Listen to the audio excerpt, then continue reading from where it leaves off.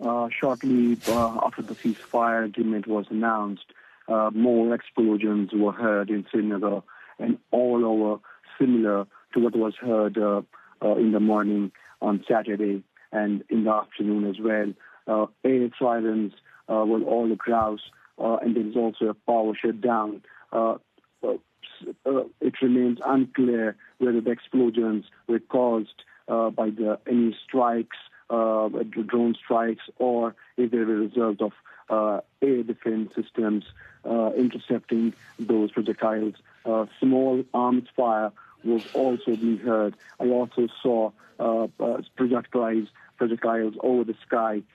Panic was among the people. Everyone was running for the safety. Media outlets are also reporting heavy exchange of artillery along the line of control in Naushara, Akhnur. After the ceasefire was announced, there was a sense of joy and relief among the people. Many expressed hope, but many people remain uncertain about whether the ceasefire will hold, especially given the past history of both the countries accusing each other of violating the ceasefire agreement. Okay,